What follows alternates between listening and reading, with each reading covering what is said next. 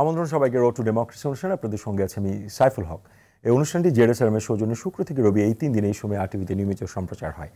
দর্শক, সংস্কার বাস্তবায়নের পদে পদে হোঁচট খাচ্ছে সরকার। জাতীয় রাজস্ব বোর্ডের সংস্কারের নেওয়া বিভিন্ন পদক্ষেপের বিরুদ্ধে অবস্থান নিয়েছে খোদ সংস্থাটির কর্মকর্তা কর্মচারীরা। কর্মবিরতি এবং সবশেষ কমপ্লিট শাটডাউনের মতো কর্মসূচি পালন করেছে এনবিআর সংস্কার পরিষদ। তবে আজ সন্ধ্যার পর কমপ্লিট শাটডাউন কর্মসূচি প্রত্যাহার করেছে তারা। জনপ্রশাসন সংস্কার নিয়েও আন্দোলন চলছে। দেশের নানান খাতে সংস্কারের উদ্দেশ্য রাজনৈতিক দলগুলোর সঙ্গে দ্বিতীয় দফায় আলোচনা করছে জাতীয় ঐকমত্য কমিশন। বেশ কিছু প্রস্তাবে ঐকমত্য হলেও বেশ কয়েকটি গুরুত্বপূর্ণ বিষয়ে এখনও রয়েছে মতানৈক্য। সংলাপের কাঙ্ক্ষিত অগ্রগতি নিয়ে শঙ্কা প্রকাশ করেছেন কমিশনের সহসভাপতি অধ্যাপক ডক্টর আলী রিয়াজ। আর ঐকমত্য কমিশনের দেয়া সব প্রস্তাব মানতে হবে এমন ধারণা থেকে বের হতে হবে বলে মনে করছেন বিএনপির স্থায়ী কমিটির সদস্য সালাউদ্দিন আহমেদ। এদিকে সংস্কার কমিশনের দেয়া 121টি সুপারিশকে উপদেষ্টা পরিষদ আশু বাস্তবায়নযোগ্য মনে করলেও বাস্তবায়নে রয়েছে নানান চ্যালেঞ্জ। এমন পরিস্থিতিকে সামনে রেখে দর্শক, আজ আমাদের আলোচনার বিষয় সংস্কার বাস্তবায়নের পদে পদে চ্যালেঞ্জ। আর বিষয়ে আলোচনার জন্য আজ আমাদের সঙ্গে স্টুডিওতে রয়েছেন বিএনপির জাতীয় নির্বাহী কমিটির সদস্য শেখ রবিউল আলম, রয়েছেন বাংলাদেশ ইসলামী ছাত্র শিবিরের সাবেক কেন্দ্রীয় আন্তর্জাতিক সম্পাদক ও ঢাকা বিশ্ববিদ্যালয়ের সাবেক সভাপতি এবং হার্ভার্ড ইউনিভার্সিটির সহকারী অধ্যাপক ডক্টর মির্জা গালিব। আমাদের সঙ্গে আরও রয়েছেন জাতীয় নাগরিক কমিটি মুশফিকুস সালিহিন। আপনাদের সকলকেই স্বাগত আমাদের অনুষ্ঠানে। দর্শক, আমরা চলে যাচ্ছি মূল আলোচনায়। তবে জানিয়ে রাখছি, আপনারা চাইলে আমাদের সঙ্গে এই আলোচনায় যুক্ত হতে পারেন। স্ক্রিনে দেখানো নম্বরে ফোন করে আপনাদের মতামত এবং প্রতিক্রিয়া জানাতে পারেন। শুরুটা করতে চাই জাতীয় নাগরিক কমিটির সহ মুখপাত্র মুশফিকুস সালিহিন আপনাকে দিয়ে, নাগরিক পার্টির সহ এনসিপির সহ মুখপাত্র মুশফিকুস সালিহিন আপনাকে দিয়ে। ঠিক বললাম তো? এখন এনসিপির যুগ্ম সদস্য সচিব, যুগ্ম সদস্য সচিব মুশফিকুস সালিহিন। আমরা যেটি বলছি, অনেকগুলো বিষয় আছে আজকের আলোচনায়। আমরা প্রথম ধাপে যে আলোচনাটা একটু করতে চাই সেটা হচ্ছে, আমরা দেখলাম যে এনবিআর এর সংস্কারে যখন সরকার হাত দিল, এনবিআর এর তরফ থেকে বিভিন্ন ধাপে ধাপে গিয়ে কমপ্লিট শাটডাউন হলো। গত শনিবার থেকে পুরোপুরি বন্দর, সমস্ত কাস্টমস হাউস অচল ছিল। ব্যবসায়িক দৃষ্টিকোণ থেকে দেশের অর্থনৈতিক অবস্থার বাস্তবতায় এই ধরনের ইস্যুসগুলোর কারণে তো অর্থনীতি ক্ষতিগ্রস্ত হয়েছে। তো এই জায়গাটা নিয়ে যদি একটু আলোচনাটা করেন যে সরকার আসলে যেইখানে হাত দিচ্ছে সেখানেই সে একটা চ্যালেঞ্জের মধ্যে পড়ছে, একটু যদি বলেন কেন সেটা। শুরুতে ধন্যবাদ আপনাকে এবং শুভেচ্ছা এবং সালাম আমার সহ আলোচক এবং যারা শুনছেন তাদের সকলকে। এই চ্যালেঞ্জটার মুখে যে সরকার পড়বে এটা অনেকটা প্রত্যাশিতই ছিল। কেননা গত 15 বছরে আওয়ামী লীগ যেই একটা বৃহৎ কোয়ালিশন তৈরি করেছিল, দুর্নীতিবাজ প্রশাসনিক কর্মকর্তা, দুর্নীতিবাজ আমলা, ব্যবসায়ী দুর্নীতিবাজ এবং ধরুন সিভিল এবং মিলিটারি অ্যাডমিনিস্ট্রেশনেরও যারা দুর্নীতিবাজ রয়েছেন, তাদের সাথে মিলে আওয়ামী লীগ যেই একটা জাল তৈরি করেছিল, যেটা দিয়ে তারা আসলে 15 বছর টিকে ছিল, সেখানে 5ই আগস্ট শুধুমাত্র শেখ হাসিনা পালিয়েছে। 5ই আগস্ট শুধু রাজনৈতিক দল হিসেবে আওয়ামী লীগ এখন অ্যাক্টিভ নেই, অন্তত প্রকাশ্যে। কিন্তু আওয়ামী লীগ সেটেলমেন্টের অন্যান্য যারা অংশ ছিল তারা কিন্তু এখনো সক্রিয়। এবং আমরা যেটি দেখেছি যে এই সরকার শুরুতে গণ অভ্যুত্থানের একটা সরকার হওয়ার পরও তাদের মধ্যে সেই রকম অনেক ক্ষেত্রে আমরা গণ অভ্যুত্থান বা বলি যে ওই বিপ্লবী চেতনাটা ছিল না। হয়তো এটা বিপ্লব হয়েছে কি হয়নি সেটা নিয়ে বিতর্ক আছে, কিন্তু যেই পরিবর্তনের আকাঙ্ক্ষাটা আমাদের ছিল সেটা করার ক্ষেত্রে এই সরকারকে যথেষ্ট সাহসী এবং সক্রিয় আমরা শুরুতে দেখিনি। এর ফলাফলস্বরূপ যেটা হয়েছে, যেই প্রাথমিকভাবে যেই নাজুক পরিস্থিতিটা এই সেটেলমেন্টের বা অন্য অংশীজনদের ছিল, তারা কিছুটা নিজেদেরকে গুছিয়ে এনেছে।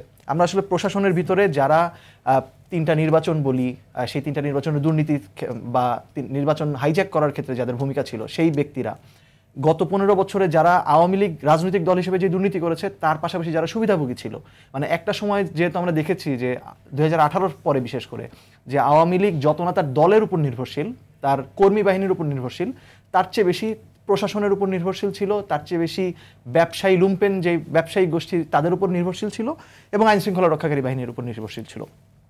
এই খাতটিতে আসলে এর আগে ঢালাওভাবে যদি আমরা বলি যে একটা পরিশুদ্ধকরণ প্রয়োজন ছিল, সেটা আসলে হয়নি। এই শুদ্ধিকরণ প্রক্রিয়ায় না যাওয়ার ফলে এরা বিভিন্নভাবে তাদের শক্তিটা আবার সঞ্চয় করেছে এবং এর মধ্যে যেটা হয়েছে, গণ অভ্যুত্থানের পক্ষের যে শক্তিগুলো তাদের মধ্যে স্বাভাবিকভাবেই পোস্ট এই আপরাইজিং কেমন বাংলাদেশ হবে সেটা নিয়ে নানা রকম মত পার্থক্যের কারণে যে একটা পার্থক্য বা একটা বিরোধ, অনেক ক্ষেত্রে ঐক্যের মধ্যে ভাঙন তৈরি হয়েছে, সেটার সুযোগে ওই সেটেলমেন্ট তারা কিন্তু আবার আমি যদি একটু আলোচনাটাকে একটু ফোকাস করি যে এনবিআর যে এখন যেই আপনার যেই অস্থিরতা চলছে, এটার জন্য আপনি গত 15 বছরের এই যে লুম্পেন বা নেটওয়ার্ক তৈরি হয়েছে সেটাকে আপনি দায়ী করছেন? হ্যাঁ, তাকে দায়ী করছি। আপনার বক্তব্যের সূত্র ধরেই বলে আপনি যেটা শুরুতেই বলেছেন যে এই ধরনের অস্থিরতা প্রত্যাশিত ছিল, তো যেই জিনিসটা প্রত্যাশিত সরকার সেই ডিফেন্স মেকানিজমটা তৈরি করে নাই। না, সরকার সেই ডিফেন্স মেকানিজম তৈরি করেনি। মানে সরকারের কিছু দায় আছে আপনি দেখেন নিশ্চয়ই। আমরা অবশ্যই মনে করি সরকারের এখানে দায় রয়েছে, এবং এই ক্ষেত্রে অবশ্যই অন্যান্য রাজনৈতিক দলগুলোরও দায় রয়েছে। কারণ আমরা এখন এসে রিয়েলাইজ করছি যে আমরা গণঅভ্যুত্থানকে যেভাবে দেখেছিলাম, গণঅভ্যুত্থানের পরে বাংলাদেশ রাষ্ট্র পুনর্গঠন যেভাবে করা, আমি কেন বলছি আমি একটু বলি, মানে আপনি যেভাবে আলোচনা করছেন সেখানে আমি আসবো, কিন্তু আমি কেন বলছি সন্ধ্যাবেলা যখন সরকার হার্ডলাইনে গেল যে আমরা কঠোর হব, তখন কিন্তু তারা শাটডাউন প্রত্যাহার করলো। তো এই হার্ডলাইনটা কি আগে যাওয়া যেত কিনা? এই হার্ডলাইনটা, এটাই বলতে চাচ্ছি যে হার্ডলাইনটায় আগে যাওয়া যেত। কারণ দেখুন, এই মানে এনবিআর এর যে সংস্কার, আমি ধরেন সারাদিন এদেরকে আওয়ামী লীগের দোসর, ফ্যাসিস্ট দোসর সবকিছু বললাম, দিন শেষে আপনাকে তো রাষ্ট্রকে চালাতে হবে, অর্থনীতিকে আপনাকে চালাতে হবে। এই এক ন্যারেটিভ ধরেন আমরা 10 মাস দিলাম, কিন্তু আমি যদি সামনের 10 মাসের জন্য দেশকে পিছাই দেই, তার মানে সরকারের অ্যাকশনে কোথাও কি আপনি দেখেন কিনা সমস্যা? না, দেখুন, এটা শুধুমাত্র আমি এদের আওয়ামী দোসর বলবো না, এরা সবাই আওয়ামী লীগ করে এটাও আমি মনে করি না। এটা হচ্ছে এমন একটা সিস্টেম, যেই সিস্টেমে বাংলাদেশের সিভিল অ্যাডমিনিস্ট্রেশন সবসময়ই জনগণকে শোষণ করেছে। তারা ব্রিটিশ লিগ্যাসির ধারণ করেই এই সিভিল অ্যাডমিনিস্ট্রেশন, যেখানে তাদেরকে আমাদের সবসময় সারসার করতে হবে, তারা নিজেদেরকে মোটা বলা যায় এক ধরনের সামন্ততান্ত্রিক সোসাইটির, তারা নিজেদেরকে এক ধরনের জমিদার মনে করে।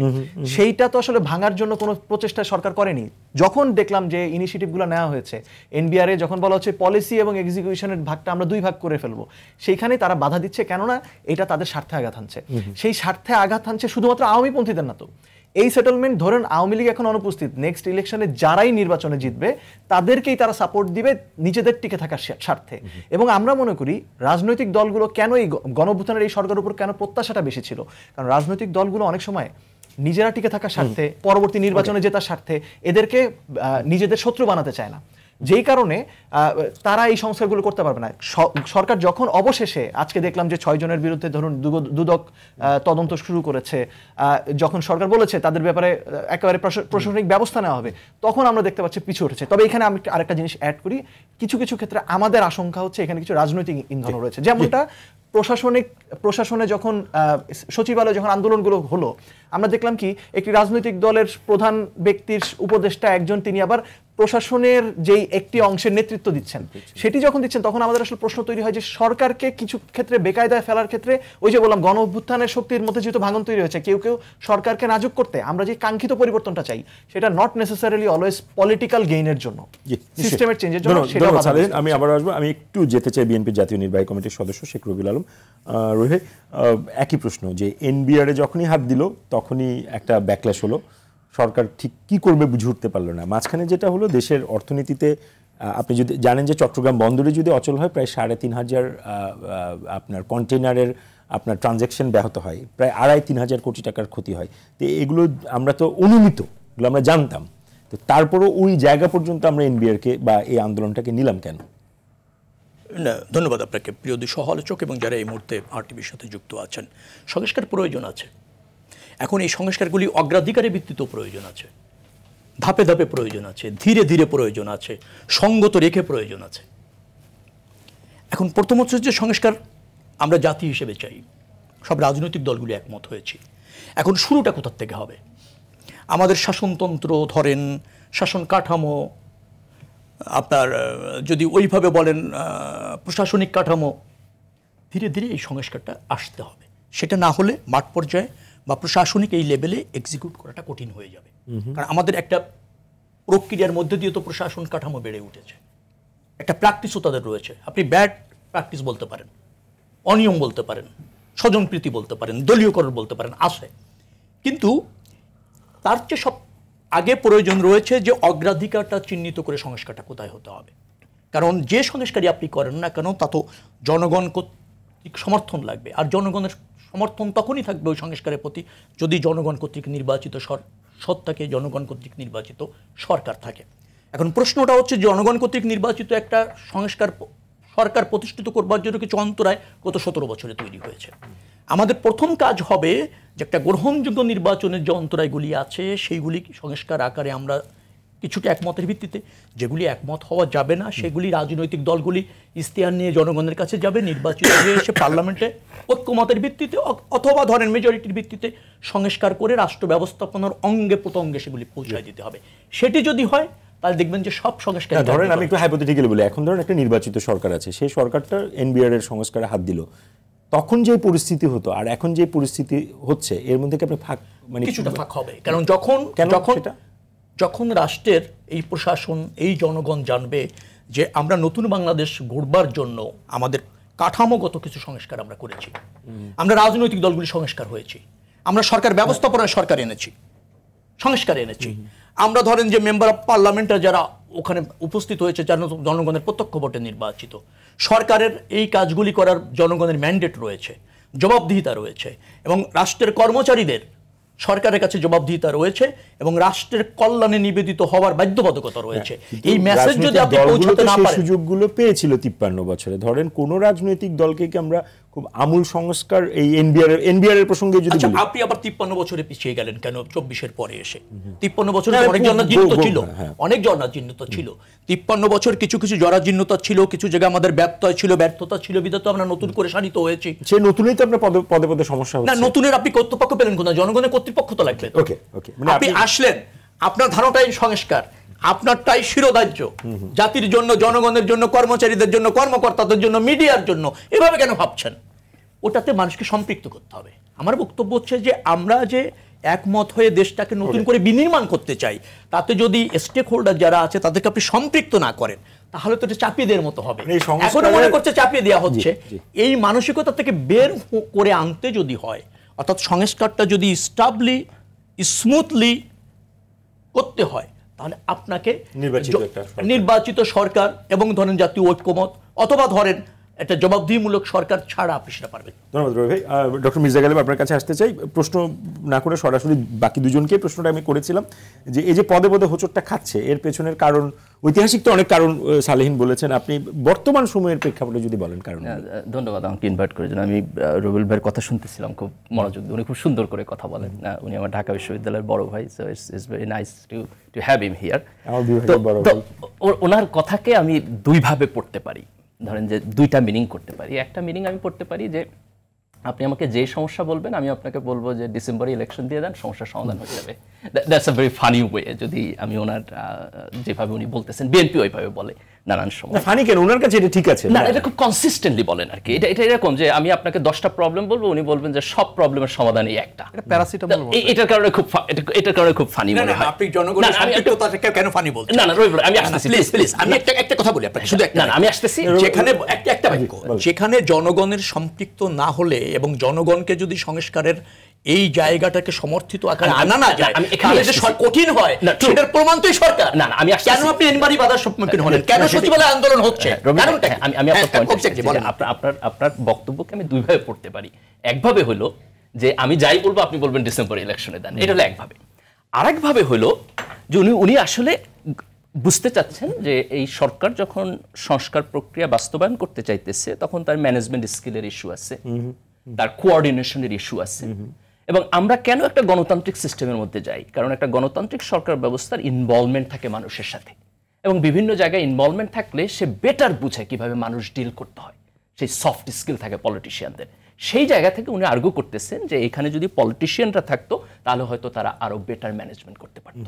আমি যদি এই জায়গা থেকে ওনার বক্তব্যকে পড়ি তাহলে আমি ওনার বক্তব্যকে এই জায়গা থেকে সমর্থন করব। এটা একটা ভালো পয়েন্ট। এবং উনি যেখানে বলছেন যে ফানি পয়েন্ট যেটা, সেটাতে না, ফানি পয়েন্ট আমি এগ্রি করব না। আমি মনে করি যে এটা খুব বাজে পিআর ক্যাম্পেইন, যে আপনি সব সমস্যার সমাধান ডিসেম্বর, এটা খুব বাজে পিআর ক্যাম্পেইন। কারণ আমি যদি খুব নাগরিক হিসেবে আপনাকে দেখি তাহলে আমার কাছে মনে হবে কি যে আপনার সকল কনসেন্ট্রেশন হচ্ছে ডিসেম্বর ইলেকশন, এর আগে আপনার কোনো কনসেন্ট্রেশন নাই। আমি বললাম যে দেখেন আমার এই প্রবলেম, আমার সংবিধান ঠিক নাই, আমার ইলেকশন কমিশন ঠিক নাই, আমার বিচার বিভাগ ঠিক নাই, আমার প্রশাসন ঠিক নাই। আমার কাছে মনে হচ্ছে আপনি আমার প্রতি যথেষ্ট কম্প্যাশন দেখাচ্ছেন না, কনসিডারেশন দেখাচ্ছেন না, আপনার কনসেন্ট্রেশন চলে গেল ডিসেম্বরে।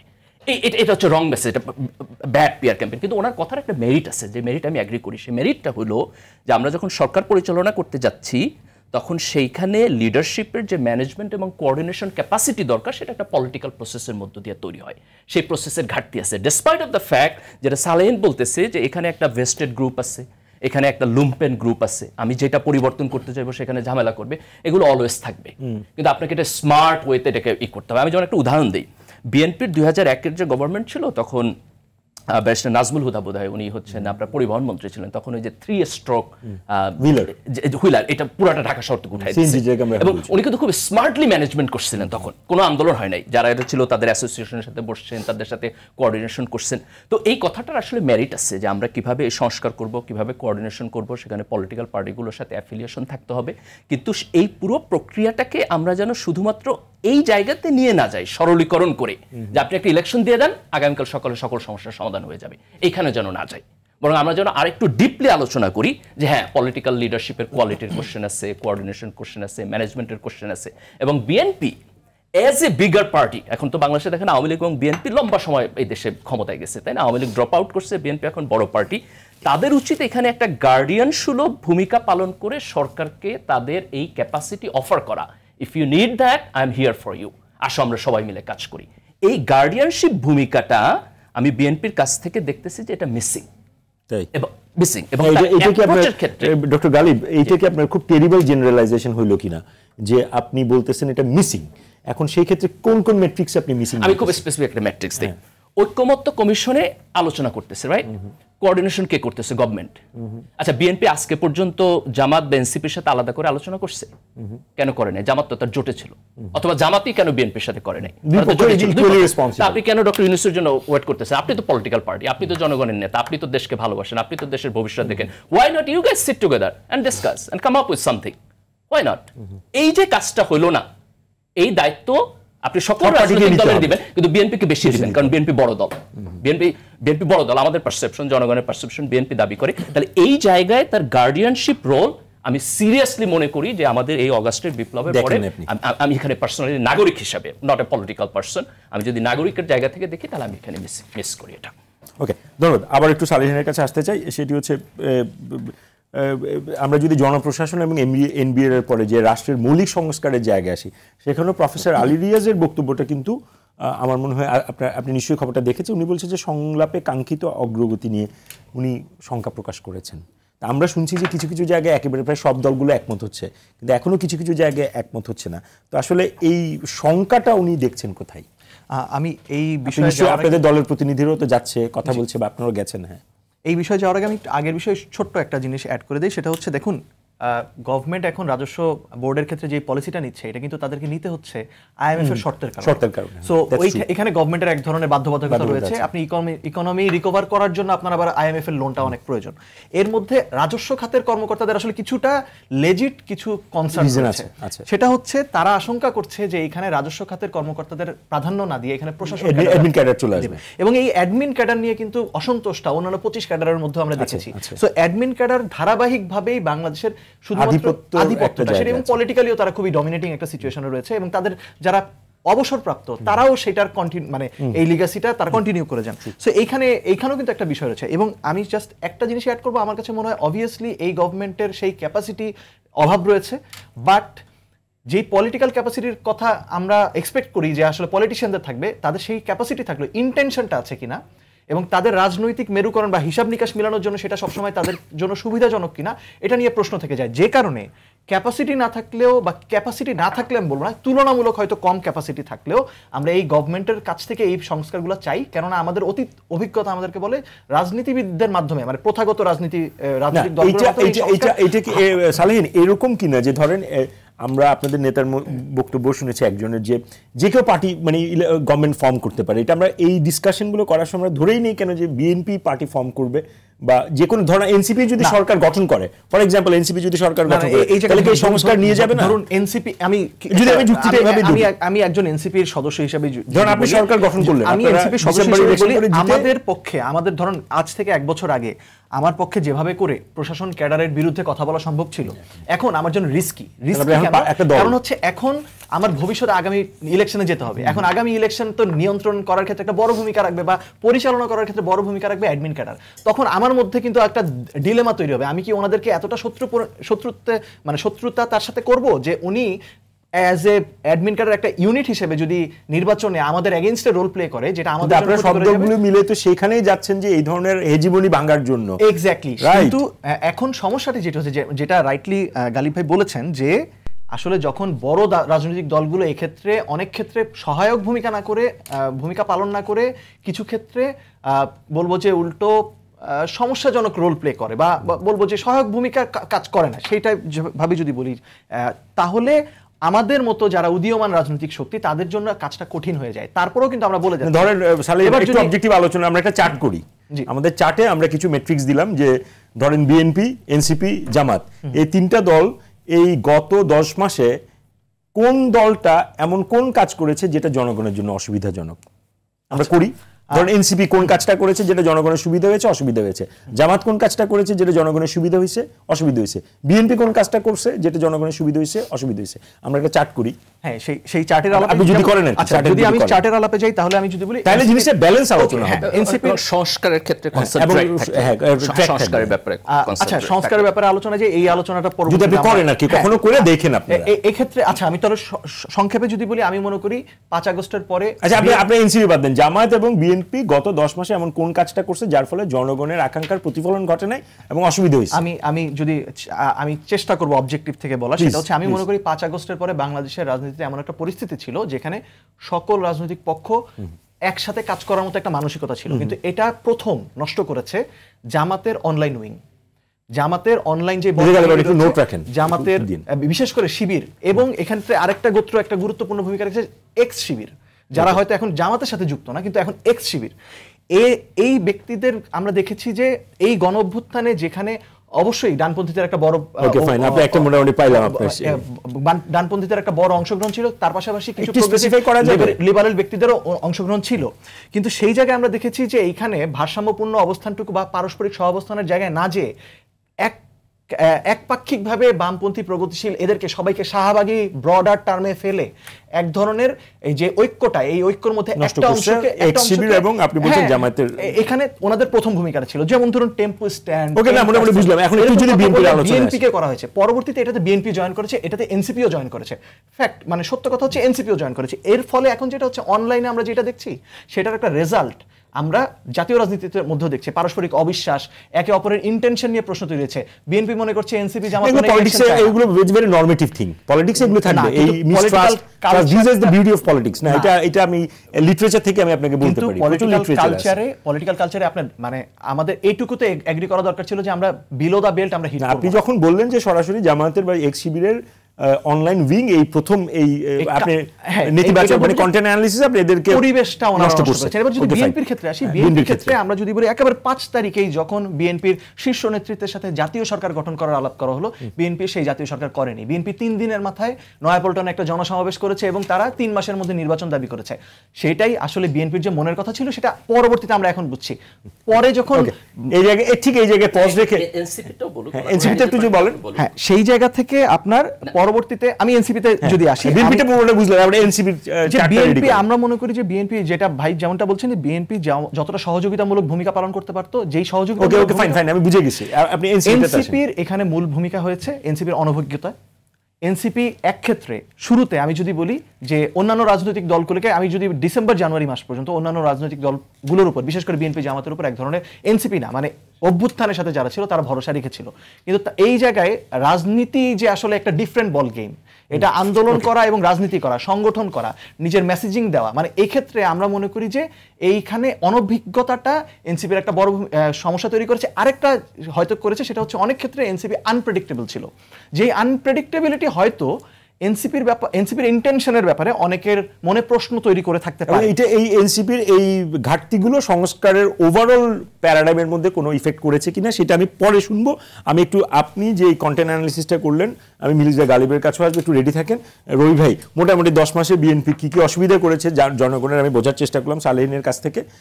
আপনারা যে জাতীয় সরকারের প্রস্তাব করা হয়েছিল, আপনারা এরপরে নির্বাচন চাইলেন, বহু কিছু সে বলার চেষ্টা করলে একটু যদি আপনি ডিফেন্ড করেন।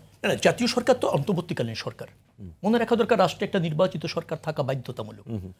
রাষ্ট্রে তখনই নির্বাচিত সরকার থাকে না, রাষ্ট্রে কোনো বড় বিপর্যয় যদি হয়, সামরিক অভ্যুত্থান হয়, গণ অভ্যুত্থান হয়, তখন একটা অন্তর্বর্তীকালীন সরকার বা আপনার সংকটকালীন সরকার তৈরি হয়, এবং সেই সরকারের কাজই হয় একটা নির্বাচিত সরকার করা দরকার। তাই তো জাতীয় ঐক্যমতের সরকারও তাই, সেটা নির্বাচিত সরকার প্রতিষ্ঠিত হবে। তো বিএনপি তো নির্বাচিত সরকারের নেতৃত্ব দেবে জনগণের ম্যান্ডেট নিয়ে, সেখানেও অন্তর্বর্তীকালীন সরকারের অংশ হবে। অন্তর্বর্তীকালীন সরকারটাই হবে নির্দলীয়। সেই কনসেপ্টেই বাংলাদেশের রাজনীতি, এবং সেই জন্যই সংগ্রাম। রাজনৈতিক দলগুলি অংশ নেবে নির্বাচনে, এবং সেই নির্বাচিত সরকার নেতৃত্ব দিতে পারে বিএনপি। যদি যেটা আপনার সমালোচকরা বলল যে আপনি একটা বিএনপি একটা বড় দল হিসেবে অভিভাবকত্ব, সেটা তো অন্য প্রসঙ্গ, আমি ওটা সেটা বিএনপি চেয়েছিল 5 আগস্টের একটা তত্ত্বাবধায়ক সরকার, যারা নির্বাচন করে। অন্তর্বর্তীকালীন সরকারও এক ধরনের তত্ত্বাবধায়ক সরকার। নির্বাচিত সরকার ছাড়া সংকটকালীন অন্য যে সরকারই হবে না কেন, না না তাই অন্তর্বর্তীকালীন সরকার জনগণ কর্তৃক নির্বাচিত বৈধ সরকার নয়, সংকটকালীন সরকার। সংকটকালীন সরকার নতুন একটা সংকটকালীন সরকারই তাই। আবার ধরে আপনি যখন ক্ষমতা হস্তান্তর করে নির্বাচন করছেন, একটা নিরপেক্ষ সরকারের জন্য তত্ত্বাবধায়ক সরকার। এই নিরপেক্ষ সরকার, অন্তর্বর্তীকালীন সরকার, তত্ত্বাবধায়ক সরকার একই কাজ। তার মূল কাজ হচ্ছে একটা নির্বাচিত সরকার প্রতিষ্ঠিত করা নিরপেক্ষভাবে, অর্থাৎ রোলটা একই। এখন আসেন, সে যেটা বলছিল যে আমরা সব দলকে নেতৃত্ব দিতে পারতাম কিনা, সমন্বয় করতে পারতাম কিনা। এনসিপি তাই বিশ্বাস করে? এনসিপি কে আমরা শুধরে দিতে পারি? এনসিপি তো নিজেই বলছে যে তারা সংসদে যাচ্ছে এবং মেজরিটি ভিত্তিতে সরকার গঠন করছে, এখনো বলছে। তো যে দলটি সরকারে যেতে চায় অবধারিতভাবে বিশ্বাস করে, আলাপ করতে তো অসুবিধা নেই। না না, আলোচনা আপনি করেন, আলোচনা হয়েছে তো অনেকবার, কিন্তু সেই আলোচনা হয়নি তখন আর যখন একটা নির্বাচনী প্রতিযোগিতায় আপনি অংশ নিতে যাচ্ছেন। আচ্ছা, জামাতে ইসলাম আমাদের সাথে একসময় অ্যালায়েন্স ছিল, ফ্যাসিবাদের বিরুদ্ধে আন্দোলন সংগ্রাম করতে আমরা ঐক্যবদ্ধ ছিলাম, ঐক্যবদ্ধ করেছিও। কিন্তু যখনই একটা নির্বাচনী আবহাওয়া তৈরি হয়েছে ফ্যাসিবাদের পতনের পর, জনরায়ের ভিত্তিতে যখন সরকার হবে, এটা যখন দৃশ্যমান হয়, তখন সব রাজনৈতিক দল তার অবস্থান থেকে তার কৌশলে রাজনীতি করে। তাকে আপনি সূত্রও দিতে পারবেন না, তাকে আপনি আপনার নিয়ন্ত্রণ রাখতে পারবেন না।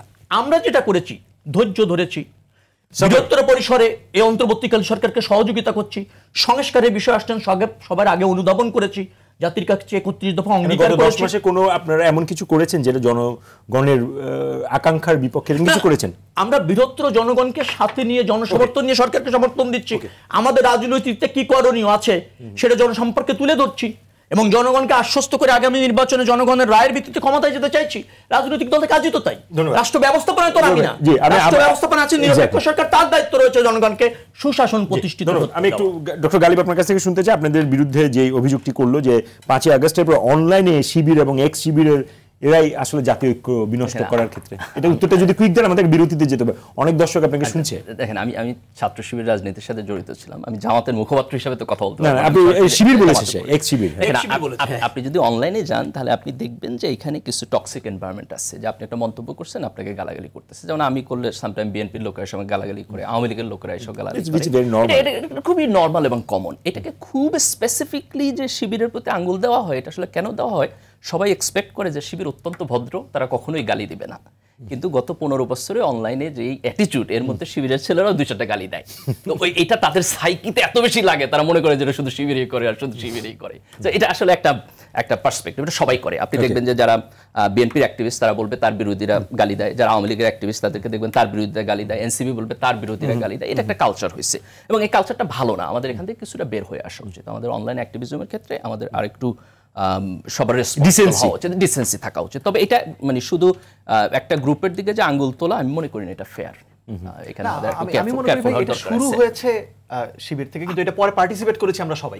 না, এটা শুরু হয়েছে, আমি এটার সাথে এগ্রি করি না। আপনাদেরকে ওই ল্যাম্পটা দিতে চাই, বায়াসড অবজারভেশন। নো, সেটাই আমি বলছি, এটা বায়াসড, এবং এটা একটা ওপেন মার্কেট, তাই না? আপনি আসলে কে কারে একটা একদম নির্মোহ প্রশ্ন, আপনি শিবির বলেন, জামায়াত ইসলাম বলেন, গত 10 মাসে এমন কোন কি কাজ করেছে যেটা আসলে জনগণের আকাঙ্ক্ষার বিপক্ষে?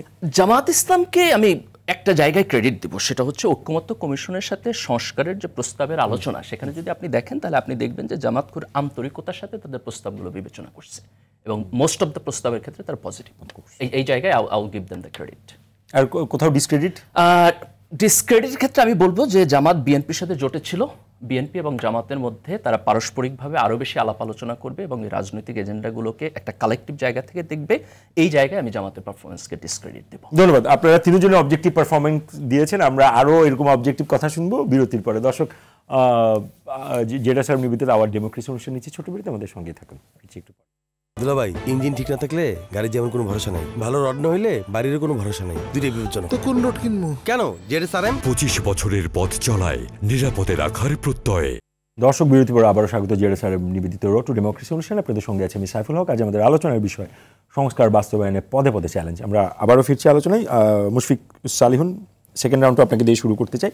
সেটি হচ্ছে আমরা লন্ডনের বৈঠকের পরে একটা উইন্ডো পেলাম, যেটি হচ্ছে এপ্রিল থেকে নেমে এসে রোজার আগে ইলেকশন হতে পারে, এবং সেইটিকে ধরে ঐকমত্য কমিশনেরও চূড়ান্ত পর্যায়ে যদি আমি বলি এটা ফেজ ডিসকাশনের, সেখানে রাজনৈতিক দলগুলোর সাথে সংস্কার বাস্তবায়ন এবং শেষ পর্যন্ত কোন সংস্কারগুলো আসলে বাস্তবায়ন করা হবে সেগুলো নিয়ে আলোচনা চলছে।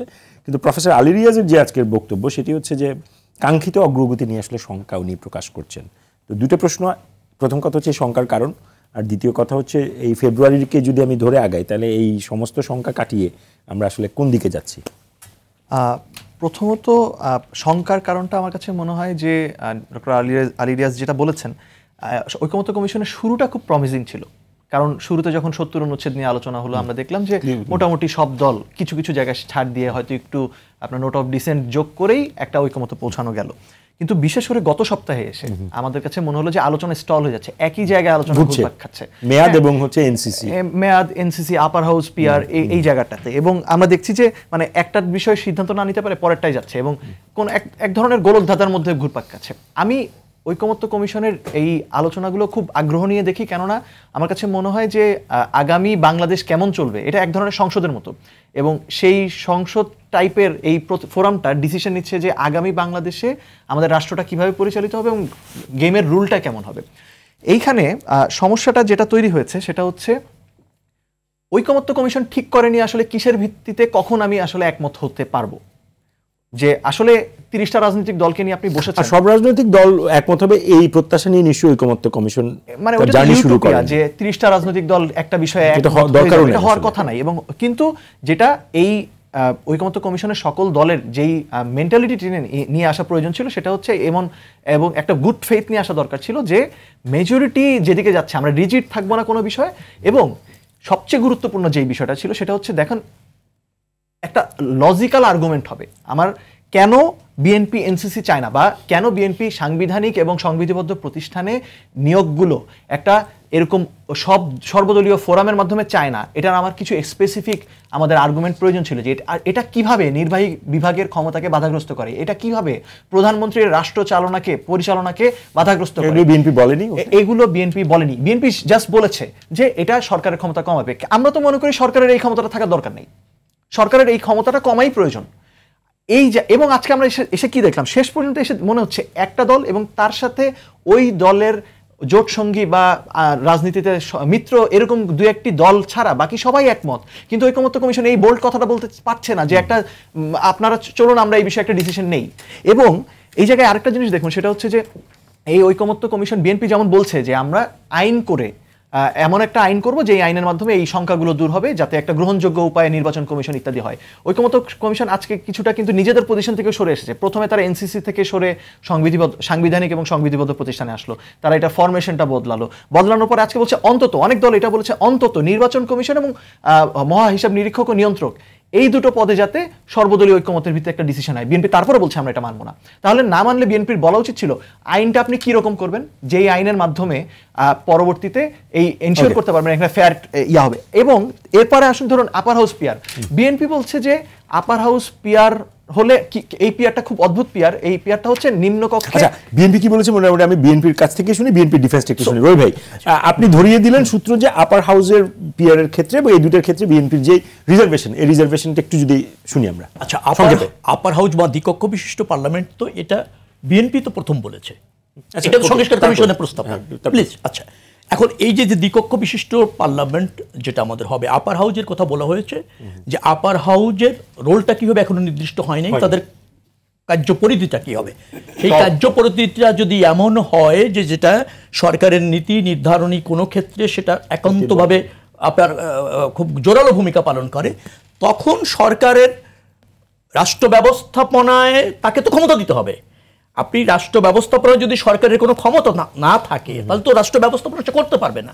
সেই জায়গা বলা হয়েছে যে আমাদের লোয়ার সংসদ যেটা আছে, অর্থাৎ আপনার নিম্নকক্ষ যেটা আছে, তার যে মেম্বার অফ পার্লামেন্ট সেই অনুপাতে হতে পারে, অথবা তাদের ভোটে নির্বাচিত হতে পারে, যে কোনো একটি ব্যবস্থা নেওয়া যেতে পারে। এই জায়গায় ভাই সাথে একটু ডিসএগ্রিমেন্ট আছে আমার একটা জায়গায়, মানে আমি বক্তব্য শেষ করি, পরে আপনি বলেন। যেমন ধরেন আপনি সংস্কারের কথা বলছেন, ৭০ অনুচ্ছেদে সংশোধন আমরাই তো প্রথমে করেছি এবং বলেছি, সেটাইও বললো যে প্রথম দিকে খুব সুন্দর করে শুরু হয়েছিল। শোনেন, এই যে সংস্কার নিয়ে আলোচনা হচ্ছে, এগুলো তো আমাদের প্রস্তাবনা, আমাদের কাছে তো প্রস্তাবনা আসেনি, আমরাই প্রস্তাব দিয়েছি।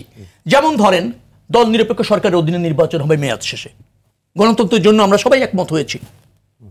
দ্বিকক্ষ বিশিষ্ট পার্লামেন্টের কথা বলেন, প্রধানমন্ত্রী পরপর 2 বারের বেশি ক্ষমতা থাকবে না বলেন, আপনি রাষ্ট্রপতি, প্রধানমন্ত্রী, মন্ত্রী পরিষদ, সংসদ, বিচার বিভাগ এবং ধরেন নির্বাহী বিভাগের মধ্যে ক্ষমতার ভারসাম্য আমরা চেয়েছি, সেইগুলি ধরেই তো আলোচনা হচ্ছে। কিন্তু একটি ব্যক্তি বা গোষ্ঠীর ভাবনাটাই সব দলের জন্য শিরোধার্য আমরা তা মনে করছি না।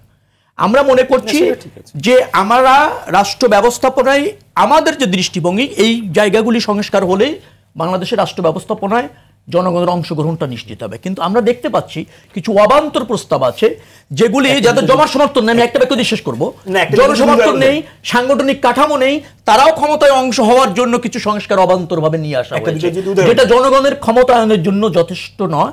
কোনটা সেই অবান্তর একটা যদি বলেন।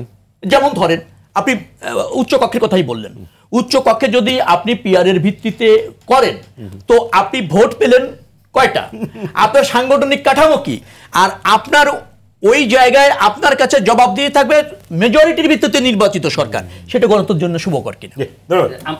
আমার একটা ছোট্ট প্রশ্ন ছিল, যে বিএনপি যে ডিসিশন মেক করে, যে আমার ডিসিশন পার্টির ডিসিশন, যে আমি এনসিসি মানবো কি মানবো না, আপার হাউস মানবো কি মানবো, এটা কিভাবে করে? আপনার সাথে আলোচনা করে, মানে কোন ফোরামে আলোচনা করে? বিএনপি স্ট্যান্ডিং কমিটিতে আলোচনা হয়, স্ট্যান্ডিং কমিটি আলোচনা, তারপর তার কালেক্টিভ ডিসিশন। আচ্ছা ঠিক আছে। আরেকটা কথা একটু বলার ছিল আমার, এখন তো এই যে উনি যেমন বললেন বিএনপি বলেছে যে সাংবিধানিক প্রতিষ্ঠান, সাংবিধানিক প্রতিষ্ঠানের ক্ষেত্রে আমরা বলেছি যে সাংবিধানিক প্রতিষ্ঠানের নিয়োগের ব্যাপারে সবাই আলোচনা করে একটি আইন প্রণয়ন করা যেতে পারে, যে আইনে আপনার যিনি নিয়োগ পাবেন তিনি জবাব দিয়ে থাকবেন। আচ্ছা, কোনো বিশেষ কর্তৃপক্ষ বা ব্যক্তি যারা অরাজনৈতিক, রাষ্ট্র ব্যবস্থাপনায় জনগণের প্রত্যক্ষভাবে নির্বাচিত কর্তৃপক্ষ না, এই রকমের কারো কাছে সাংবিধানিক প্রতিষ্ঠান এবং সংবিধিবদ্ধ প্রতিষ্ঠানের নিয়ন্ত্রণ বা দায়িত্ব নিয়োগের দেওয়া উচিত না। এটা এমন একটা আইন করা উচিত, আসলে আইনের ব্যাপারে আমরা আলোচনা করি, কত শক্ত আইন করা যায়, কত জবাবদিহিমূলক আইন করা যায়, কত বেশি দক্ষযোগ্যভাবে সাংবিধানিক প্রতিষ্ঠানগুলি পরিচালনার জন্য নিরপেক্ষভাবে কি আইন করা যায় সে বিষয়ে আলোচনা করেন, আমরা একমত আছি। ওকে, ডক্টর গালিব, আপনার কাছে আমার একটা প্রশ্ন। বিরতিতে যাওয়ার আগে আপনি সম্ভবত বলছিলেন যে অন্তর্বর্তী এবং তত্ত্বাবধায়ক নিয়ে আপনি একটা কমেন্ট করতে চান, কমেন্টটা করেন, দেন প্রশ্নটা করি। আমি কমেন্টটা করতেছিলাম যে ধরেন আমাদের একটা অন্তর্বর্তী সরকার হলো, তাই না? রবি ভাই যেটা বলতেছে যে সরকার যেহেতু ইলেক্টেড না, কাজে এটাকে আমি যত বেশি লিমিটেড করতে পারি। এখন দেখেন আমাদের ইতিহাসে একটা খুব এক্সট্রাঅর্ডিনারি জিনিস আছে, যেটা হলো যে আমাদের মুক্তিযুদ্ধ হলো ৭১-এ, মুক্তিযুদ্ধের পরে ৭২-এ শেখ মুজিবুর রহমান আসলেন, এখানে গভর্নমেন্ট হলো, তারপর আমরা আপনার কনস্টিটিউশন করলাম, কনস্টিটিউশন নিয়ে প্রচুর আপত্তি আছে ৭২-এর সংবিধান নিয়ে। তারপর এই গণতন্ত্র একটা সার্টেন টাইমে গিয়ে বাকশাল হয়ে গেল, আমরা শুরু করলাম গণতন্ত্রে, চলে গেলাম এটার বাইরে। সেখান থেকে আমরা কিভাবে ফেরত আসলাম? জিয়াউর রহমানের হাত ধরে। জিয়াউর রহমানের হাত ধরে এই ট্রানজিশন যখন হয়েছে তখন কি উনি ইলেক্টেড ছিলেন? তাহলে বাংলাদেশ গভর্নমেন্টের আমাদের এই সরকার ব্যবস্থায় যে আমি যখন শুরু করলাম, তারপরে আমার যে পথভ্রষ্টতা, সেখান থেকে ফেরত আসা হচ্ছে সবচেয়ে বড় টার্নিং পয়েন্ট। সেই টার্নিং পয়েন্ট কিন্তু আমরা একটা নন ইলেক্টেড গভর্নমেন্টের হাত ধরে করছি। কাজে এখানে একটা সরকার ইলেক্টেড না বলেই, তার ম্যান্ডেট নাই বা অথবা তার অথরিটি ক্রিটিক্যাল থাকবেন, এটা হওয়া উচিত না। But at the same time আপনাকে বলতে হবে ইলেকশনে আমার যাইতেই হবে। ইলেকশন মানেই ভালো গণতন্ত্র না, কিন্তু ইলেকশন ছাড়া গণতন্ত্র শুরু করার কোনো রাস্তা আছে? কোনো রাস্তা নাই। ইলেকশন আপনাকে যাইতেই হবে, সেটা কিন্তু আপনি এই গভর্নমেন্টের প্রতি ক্রিটিক্যাল না হয়েও পারেন। জাস্ট এটা আমার। আপনার কাছে আমার একটা প্রশ্ন আছে, এই যে ওই অ্যাগেইন সেটা হচ্ছে এই এত সব শঙ্কা, এত সব মানে এই ক্রিটিক্যাল ইস্যুসগুলোতে যদি মতাক্য না হয়, তাহলে আসলে এই আমরা তো নিশ্চয়ই অনন্তকাল নিশ্চয়ই সংলাপ চলবে না। না, অবশ্যই চলবে, নির্বাচন ছাড়াও অনন্তকাল চলবে না। আমাদের জন্য কোথাও না কোথাও ফুল স্টপে আসতে হবে। সেই ফুল স্টপটা আসলে কোথায় দেখেন আপনি? না, এটা আমি জানি না প্রশ্নটা ঠিক হয়েছে। না, প্রশ্নটা অফকোর্স ঠিক হয়েছে, যে ধরেন যে এই আলোচনা কোথায় যাবে আসলে? আমাদের তো ইলেকশনে যাইতে হবে, আপনি কিভাবে ইলেকশনে যাবেন? এটা খুবই হোপলেস হবে আমাদের জন্য। দুইটা জিনিস হোপলেস হবে। ধরেন এটা হোপলেস হলো, আরেকটা হলো আওয়ামী লীগ বিএনপি এতদিন যেভাবে মারামারি করছে, একজন যে ধরেন বিএনপি জামাতে ভাবে মারামারি শুরু করলো, শিবির ছাত্রদল মারামারি শুরু করলো, so that will be the worst case scenario. এটা আমাদের এখানে যাওয়া যাবে না। আমি একটু আপার হাউসটা একটু অ্যাড্রেস করি যদি আপনি সময় দেন। হ্যাঁ না, উনি যেহেতু অবান্তর একটা রেফারেন্স দিয়েছেন, আপনি যদি এটাকে বান্তর বানাতে পারেন। আমি বান্তর বানাবো, দ্যাটস আ গুড পয়েন্ট। দেখেন, প্রথম পয়েন্ট হলো আমি বিএনপিকে একটা ধন্যবাদ দিতে চাই, সেটা হলো যে তারা 31 দফা কর্মসূচি লিখছে, খুব অসাধারণ কিন্তু, এবং এটা লিখছে তখনই যখন আওয়ামী লীগ ক্ষমতায়, তার মানে আমরা এই সংস্কার আলোচনা হয়নি এর আগে, so there is a due credit. Second হলো যে তারা ওইখানে কিন্তু আপার হাউসের কথা লিখছে। এটা কিন্তু এক্সট্রাঅর্ডিনারি চিন্তা, তাই না? বাংলাদেশের রাজনৈতিক দল বলেছে, কিন্তু ওনাদের যে ফিলোসফি আপার হাউস, আমি এটা ডিসএগ্রি করি। ওনাদের ফিলোসফি কি? ওনাদের ফিলোসফি হলো সমাজের যে সমস্ত লোকেরা ইলেক্টেড হইতে পারে না, কিন্তু তাদের প্রফেশনাল ক্যাপাসিটি আছে, যেটাকে আমরা সাধারণত টেকনোক্র্যাট হিসেবে অ্যাকোমোডেট করি, তাই না? যে আপনি কত পারছেন, তাদেরকে আমি আপার হাউসে আনলাম, এবং ওনারা বলতেছেন আমি কিভাবে আনবো হলো আমি নিম্নকক্ষে যার যতগুলো পার্সেন্টেজ আছে একই অনুপাতে। তাইলে উচ্চকক্ষ শুধু কিছু টেকনোক্র্যাট লোকদেরকে অ্যাকোমোডেশন করলো, কিন্তু কোনো চেক অ্যান্ড ব্যালেন্স তৈরি করলো না। আমরা যেটা চাই সেটা হলো সরকারের নির্বাহী ক্ষমতাকে এট দ্য ওয়ান এন্ড আমি এতখানি কমাবো না যাতে সরকার পরিচালনায় প্রবলেমে পড়ে, ফাংশন না করতে পারে, আবার আমি এটাকে আনচেক রাখতে দেব না। আমি যদি চাই যে আপার হাউসটাই নিম্নকক্ষের পাওয়ারের চেকিং পয়েন্ট হলো, তাহলে আমাকে যেটা করতে হবে সেটা হলো আপার হাউসের ইলেকশন প্রসেস ডিফারেন্ট হইতে হবে, যাতে করে হয় ডিফারেন্ট কম্পোজিশন তৈরি হয়, অথবা জনগণের কাছে সুযোগ থাকে ডিফারেন্ট কম্পোজিশন তৈরি করার, যে জনগণ তখন চিন্তা করবে আমি নিম্নকক্ষে একজনকে ভোট দিব, উচ্চকক্ষে আরেকজনকে ভোট দিব। তাহলে হয় আপনাকে জনগণের কাছে অপশনটা ছাড়তে হবে, অথবা এমন একটা প্রসেসে যাইতে হবে যাতে বাই ডিফল্ট ডিফারেন্ট মেকানিজম হয়। আপনি একটা ওয়েতে এটা করতে পারেন যে বাই ডিফল্ট ডিফারেন্ট হবে, সেটা হলো আপনি যদি নিম্নকক্ষে সরাসরি নির্বাচনে যান, উচ্চকক্ষে পিআর যান, তাহলে নিম্নকক্ষে হয়তো আপনি 200 আসন পাইছেন কিন্তু ভোট পাইছেন আসলে 40%, উপরে গিয়ে আবার এক্স্যাক্টলি। আর আরেকজন হয়তো আসন পাইছে 100 কিন্তু ভোট পাইছে 38%, 2% কম মাত্র, সে উপরে গিয়ে আবার উচ্চকক্ষে গেলে প্রায় 50% পাবেন। সেখানে সরকারি দল বিরোধী দল হচ্ছে আপনার একসাথে আলোচনা করতে বাধ্য হবে। কিন্তু এই পিআর যেটা আপনি আনলেন সামনে, এই পিআরটাকে আপনি জানেন কিনা যে কোথাও রেফারেন্স আকারে আছে এরকম হাইব্রিড পিআরটা? অনেক জায়গায় পৃথিবীর প্রায় 90টা দেশে পিআর প্রসেস চলে, এবং তার বাস্তবতা, তার রিয়ালিটি কি আমাদের না 90 না 100 দেশেও চলতে পারে, কিন্তু আমার সাথে ফিট ইন করা রিয়ালিটি এটা আপনাকে আর্গু করতে হবে, আমাদের বুঝতে হবে এটা যদি বেটার। দেখেন ফিলোসফিটা কি, আমি চাই নিম্নকক্ষ ব্যালেন্স হবে, আপনি একটা চেক অ্যান্ড ব্যালেন্স তৈরি করবেন। ঠিক আছে, আপনি বললেন যে আমি পিআর পছন্দ করি না উচ্চকক্ষে, তাহলে আপনার উচ্চকক্ষে আলাদা নির্বাচন দিতে হবে, কিন্তু আপনি নিম্নকক্ষের এক্সটেনশন বানাবেন, সেটা আপনার চেক অ্যান্ড ব্যালেন্স হবে না। আমরা যদি এগ্রি করি এই ফিলোসফিতে, আমি বিএনপির একটা পজিশন কিন্তু খুব রাইট, তারা বলতেছে যে নির্বাহী বিভাগকে আপনি একেবারে হাত পা কেটে দিতে পারবেন না, তাহলে তো সরকারি চালাইতে পারবে না, এটা করতে পারবেন না।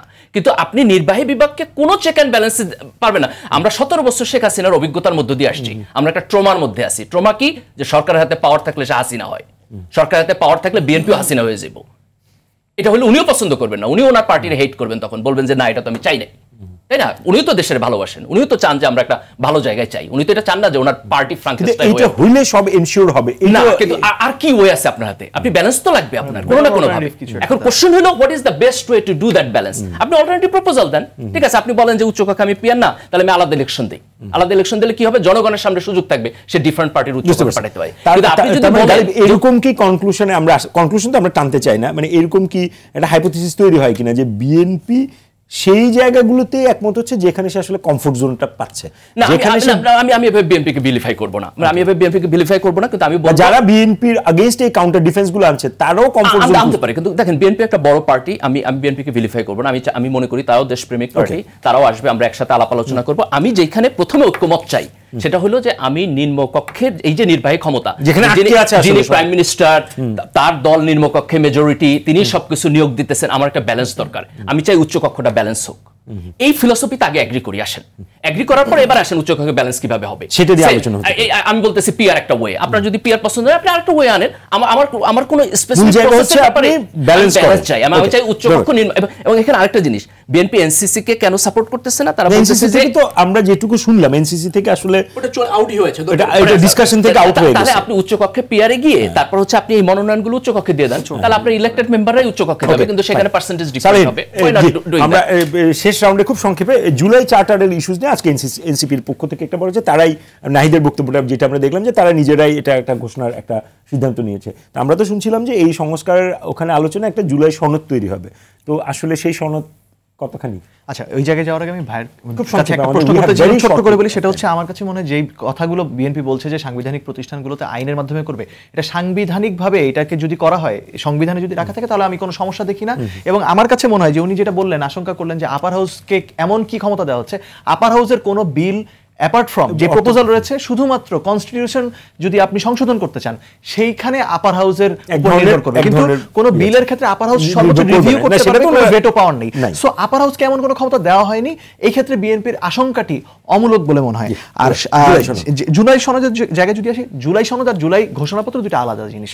জুলাই সনদ হচ্ছে এই রাজনৈতিক দলগুলো সবাই মিলে যেই বিষয়গুলোতে সংস্কারের ক্ষেত্রে একমত হবে, সেটা জুলাই সনদে লিপিবদ্ধ থাকবে। আর জুলাই ঘোষণাপত্র হচ্ছে এই যে গণঅভ্যুত্থানটা ঘটলো, সেই গণঅভ্যুত্থানটা কি পরিবর্তনের জন্য, কি আকাঙ্ক্ষার জায়গা থেকে, কোন কোন লক্ষ্যমাত্রা থেকে জাতি হিসেবে আমরা এই গণঅভ্যুত্থানে অংশ নিয়েছি, সেইটা আমরা চাই একটা ঘোষণাপত্রের মাধ্যমে, এবং এটা একটা লিগ্যাল র্যাটিফিকেশনের মাধ্যমে এক ধরনের লিগ্যাল বেসিস থাকুক, সেটা আমরা চাই। একদম শেষ 30 সেকেন্ড সময়, আপনি যা বলবেন বলেন। আপনি চেক এন্ড ব্যালেন্সের কথা বলছিলেন, আমি চেক এন্ড ব্যালেন্সের কথা দ্বিমত করছি না, কিন্তু আমি বলছি ওই চেক এন্ড ব্যালেন্সটা জনগণের সম্মতিতে থাক, জনগণের রায়ের ভিত্তিতে থাক। তাহলে শুধু নাম সর্বস্ব রাজনৈতিক দলগুলিকে এরকম ভাবে না করি। আরেকটা জায়গা আছে, উনি বলেছেন যে জিয়া রহমানের হাত ধরে এসেছিলেন, তখন ইলেক্টেড হয়ে উনি করেছিলেন। এর আগে যে মার্শাল ল চলছিল, তার মধ্যে দিয়ে একটা অনিবার্য পরিস্থিতিতে ওয়ার্ডিয়ান জারি করে, প্লিজ আমি বলছি শোনেন, 30 সেকেন্ড তো, একটা ওয়ার্ডিয়ান জারি করে বিচারপতি সায়েম তাকে ক্ষমতা দিয়েছিলেন। কিন্তু তিনি রাষ্ট্রপতি নির্বাচিত হয়ে এবং পঞ্চম সংশোধনী, যেটা 79 সালে নির্বাচিত হয়েছিল, ওই সংশোধনের মাধ্যমে জামাতের রাজনীতি বলেন, আওয়ামী লীগের যখন বিলুপ্ত হয়ে গেছিল তার রাজনীতি বলেন, সেগুলি একদম শেষ। রাষ্ট্রপতি শাসিত সরকার ব্যবস্থা থেকেও কিন্তু বিএনপি, এই সংসদীয় পদ্ধতির সরকারে কিন্তু বিএনপি এসেছে, তত্ত্বাবধায়ক সরকারও বিএনপি প্রতিষ্ঠিত করেছে।